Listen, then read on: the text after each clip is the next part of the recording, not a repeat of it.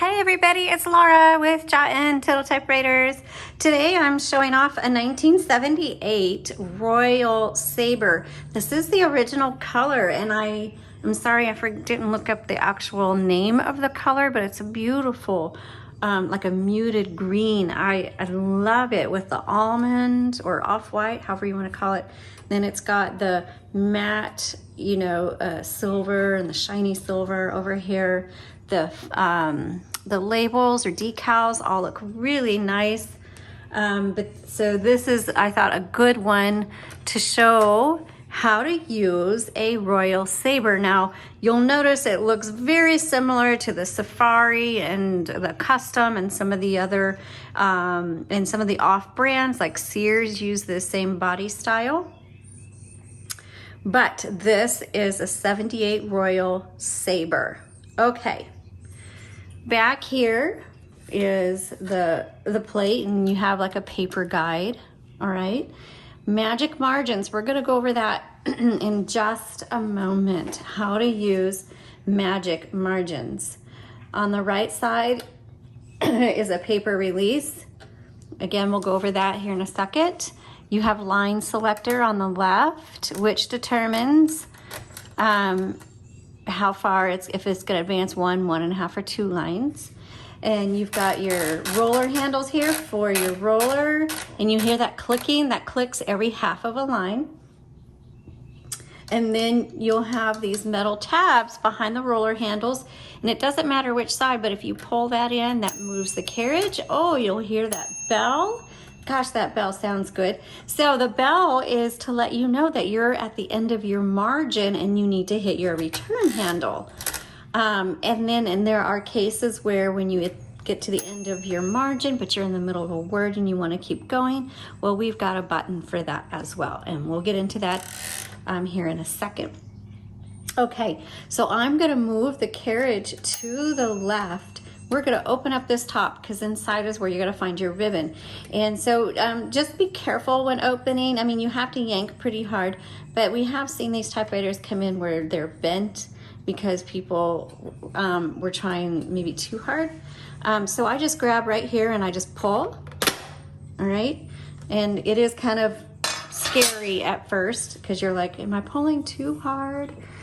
Okay, so inside you'll find your ribbon if you've got one. If you don't have one, we do have them available on our website at jotandtittletypewriters.com. The link is below. And if you're watching this, please support us. I do these videos for free for you, but if you wouldn't mind visiting our website, looking for ribbons or covers or pads, or even if you want to send me a little bit something through PayPal or Venmo for a cup of coffee or a cupcake, I'm okay with that too. Okay, so if you do buy a universal ribbon, make sure it's a 2-inch ribbon, that's what we have on our website. This one takes a 2 color. I have a black and a red in it. And if you purchase a typewriter from us, all of our typewriters have new ribbon in them.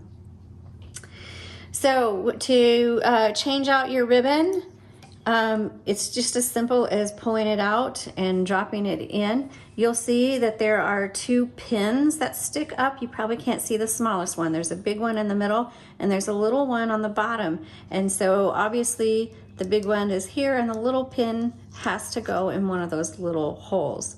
And so you just drop it on there and there it dropped right down in there, and then thread it through properly through these guide wires. And we do have an up-close photo of the inside of a Royal Sabre. And if you go to the link below, it most likely will link to this product image. And even if it's sold, you can access the photos and save it so that you know how to load your ribbon. So you just want to put it through there. Oh, I got my ribbon all messed up. There we go. And then yeah, just make sure it's threaded through. Now, when you get to the end of the ribbon, it's not the end of the ink. It needs to be reversed. It should go back and forth many times before you need to change it.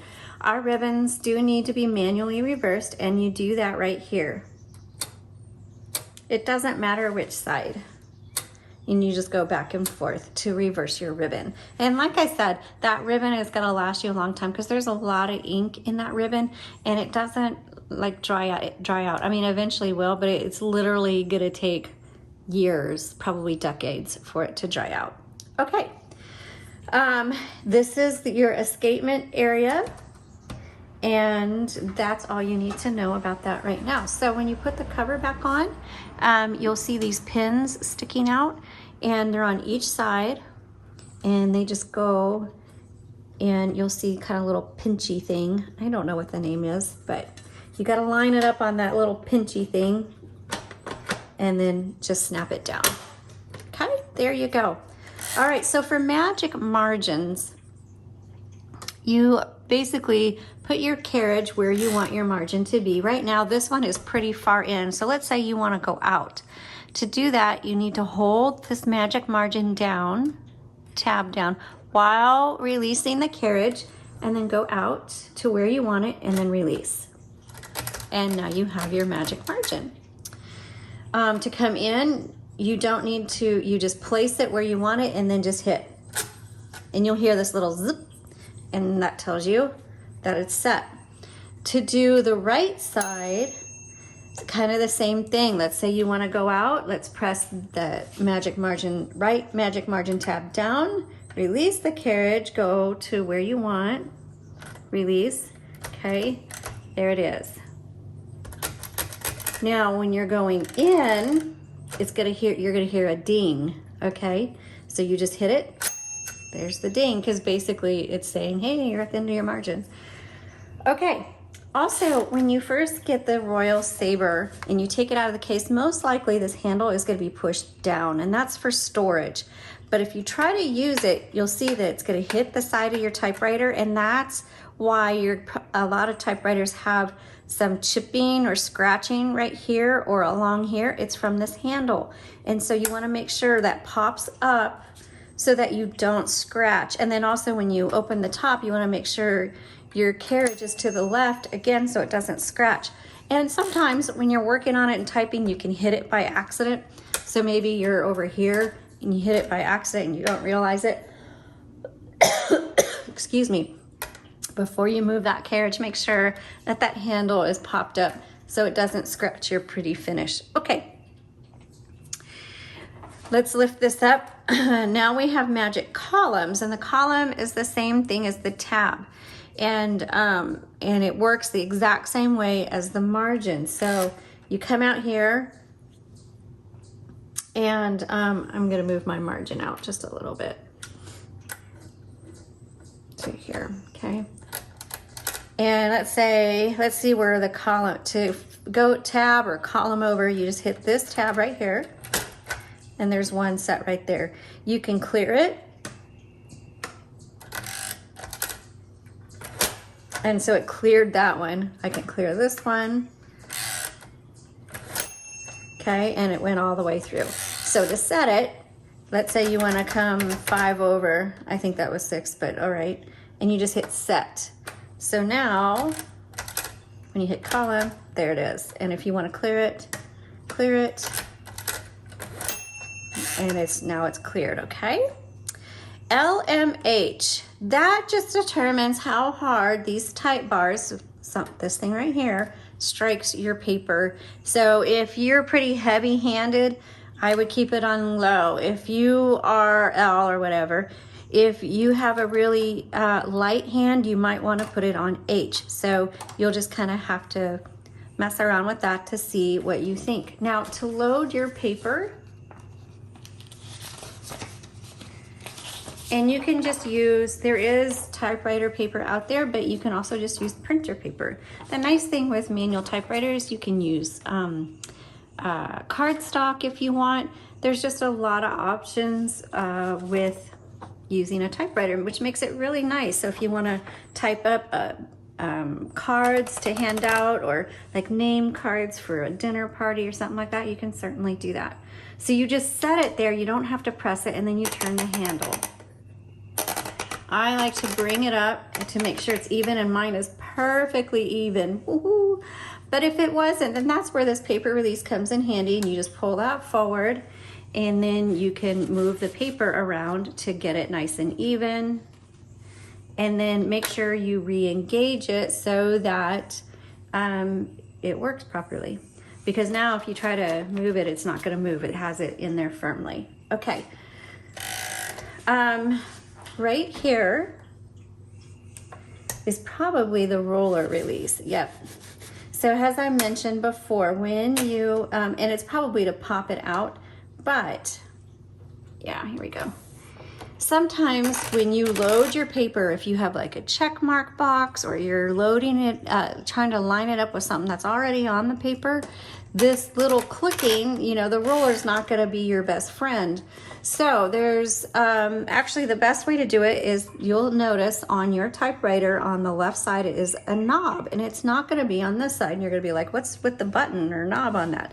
You press that in, oops, sorry, while turning your handle, and so now you don't hear it click, right? So that means you can kind of line things up exactly the way you want.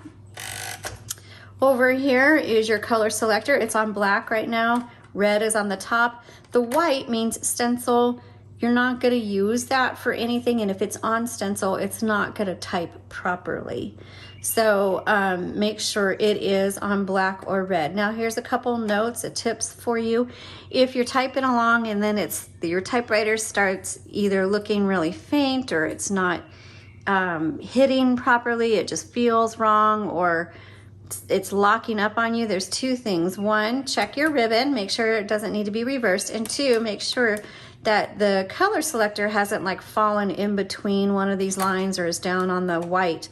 It needs to be firmly on one of these colors in order for it to type properly. Okay, so I hope that helps you know how to use your typewriter. And I just realized I didn't tell you where the serial number is. It's right here. You have to move your carriage over to the right, and underneath, stamped on the metal piece of that carriage track, is the serial number, and then you can go to typewriterdatabase.com and look up that serial number and see what year your typewriter is. Thanks so much for watching, and happy typing.